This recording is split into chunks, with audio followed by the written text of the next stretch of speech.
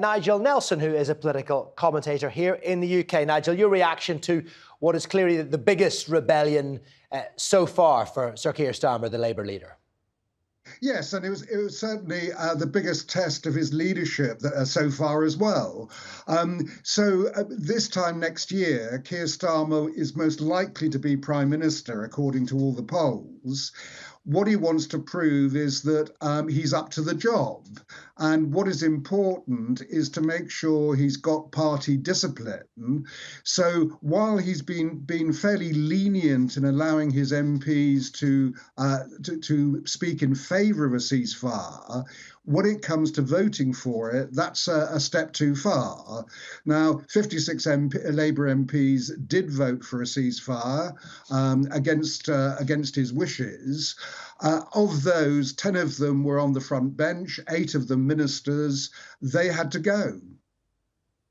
And do these divisions have the potential to be a much bigger problem for Sir Keir Starmer? Could this potentially tear the Labour Party apart ahead of that general election you mentioned, likely at the end of next year?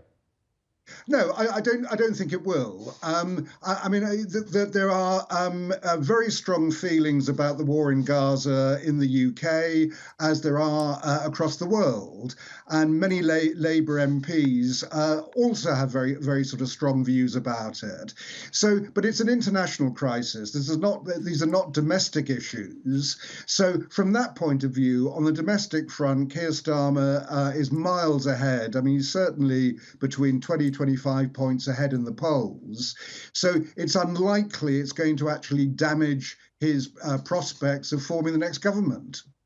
No, perhaps not. But the Labour MPs who did rebel said that they had to listen to their constituents.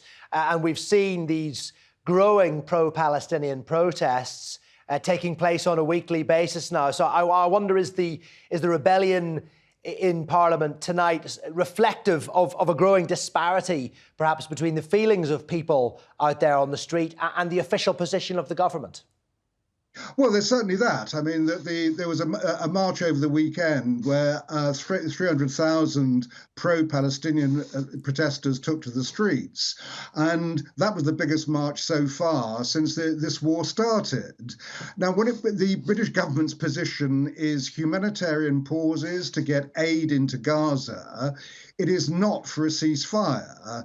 What Sir Keir Starmer thinks is that for a responsible opposition during an international crisis is that he should support the government, which is exactly what he's doing.